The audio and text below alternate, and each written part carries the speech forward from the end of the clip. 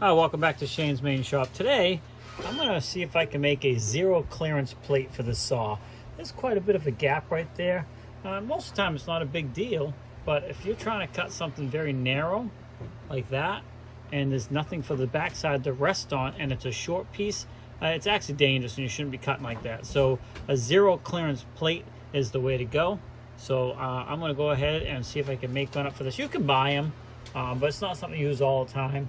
And I do have a dado plate for it, which is even a wider gap, but I don't have a zero clearance. First thing we need to do is get this one off. It's pretty straightforward. It's got this one screw right here. Loosen that up. It allows us to lift it up, slide it back. I guess I got a little more with it.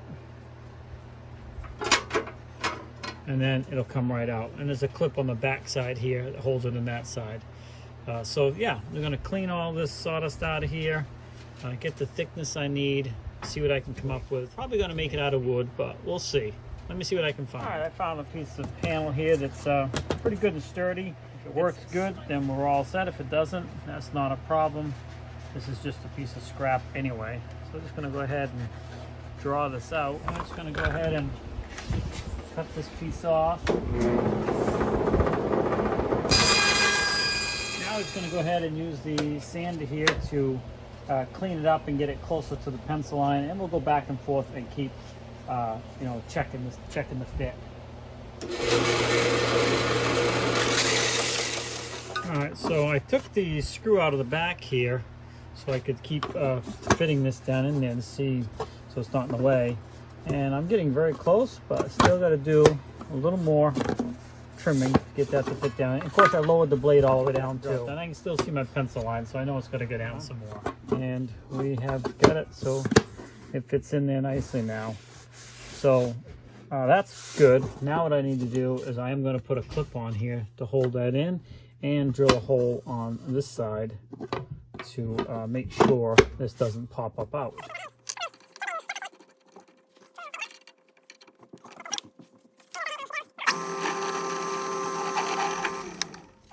Let's check the fix. I want the exact size. Oh, look at that. Perfect. Now I will have to make a countersink as well, so this the screw sits down in there. So we'll do that next. Okay, what I did is I just got a bigger bit that's about the right size of the back of the head of the screw.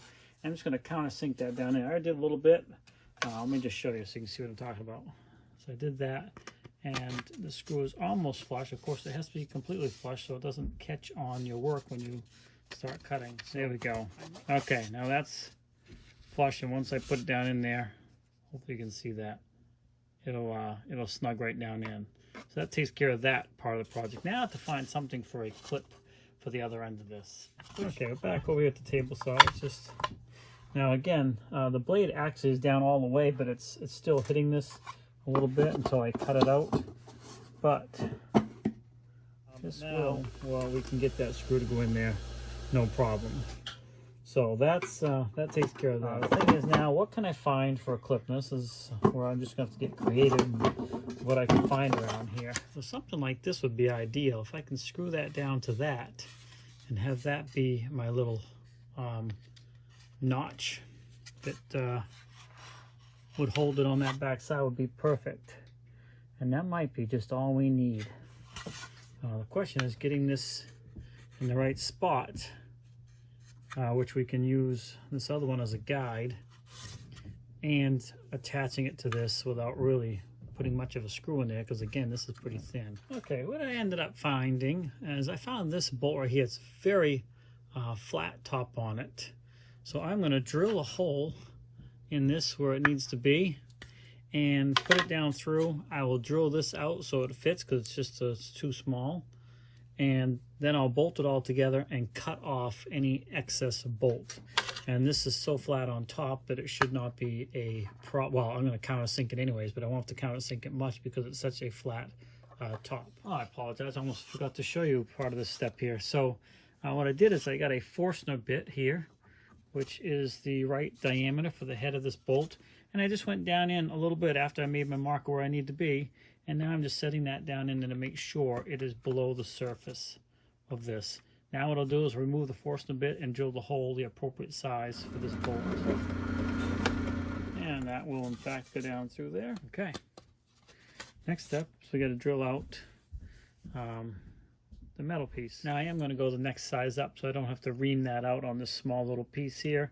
But we'll also use the vise here to hold our piece, because there's no way you want to try to hold this little tiny piece. You'll end up hurting yourself. So we'll use the vise to clamp it in, and we'll drill it while it's clamped into this vise. Okay, normally I would say use oil on this, but that's such a small piece. And you got this clamped in there. I think you can see that. And now I got something with some, bulk that I can hold on to. It's such a small piece, I'm not even going to use oil on it. Should go through relatively quickly. There we go. All right, now I just got to assemble this thing and then cut off the extra bolt if it's even in the way, but we'll find that out in a minute. Okay, I got all my components here, and I did go get a washer and a lock washer so I can make sure I really tighten that down really well. So I'm going to go ahead and slide the bolt in there. And I just realized I got to countersink that middle hole a little bit to account for the square head that's on this thing there. So let me fix that real quick. Maybe I can just tap it down in. Hold on one second. What I ended up actually doing is I just went and got this small chisel here and just squared that hole out a little bit. Let's see if I got it correct or not yet. Or do I still have to go a little bit more with it? Looks like I still have to go a little bit more with it. Okay, I got that down in there pretty good, and it's pretty flush. It's up a little bit, but once I put the washer and stuff on the back side, it'll be good. Now, by cutting that whole square in there, that's actually going to help stop this from turning. So I have nothing to grab up top here. So let's just see how it all goes together. I'll put that on like that. Really don't need the washer, I guess, because they got that metal plate right there as a washer. And you want to make sure this thing is aimed in the right direction towards the end of the board. That is tightening down very nicely.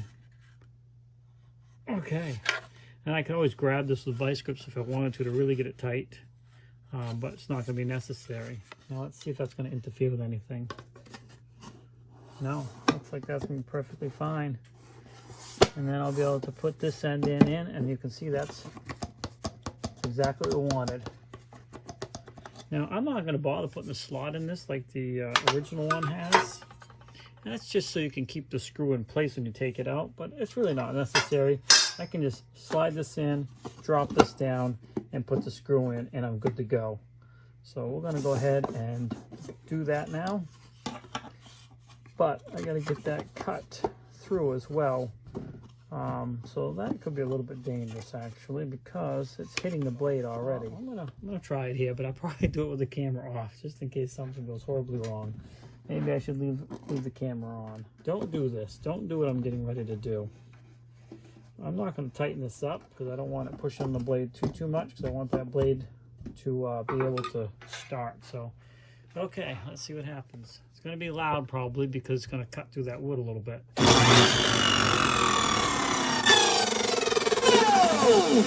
All right, started cutting. Let's snug this up a little bit more.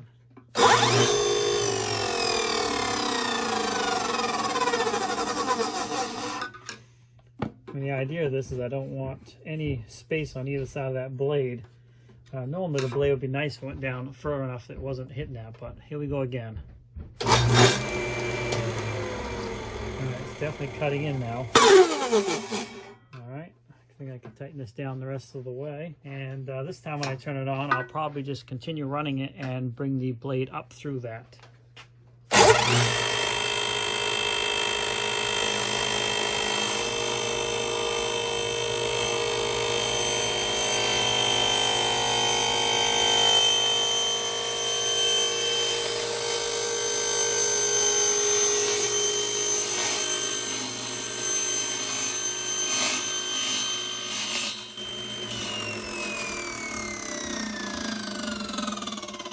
We're going to go a little bit higher up with it so we can get the full use of the blade, and it should get quieter over time because it's going to cut into that a little bit, but yeah, I think this is going to work great.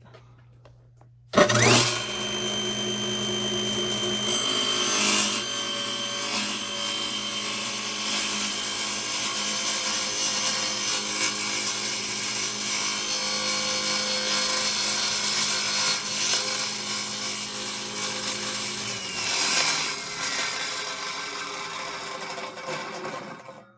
course, it's very loud because it is right up against the blade on both sides now. But that's really what we wanted, and I'll show you why. Now, when we go and cut, and now we're running something on this side of the fence, it's not going to fall down in there. It's got plenty of stuff to rest on, no matter how close we get to the blade.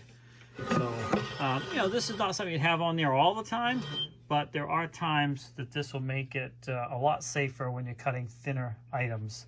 So I hope you liked this video. Thanks for swinging by Shane's Main Shop. Please like, subscribe, comment. If you have any questions or something you might have done different, of course you could just go out and buy one of these as well if you don't have the stuff to make one. But you know, this works just as well, and it was made out of a scrap piece of wood and just some odd materials I had laying around here. Thanks again for swinging by. Have a great day, and we'll see you in the next video.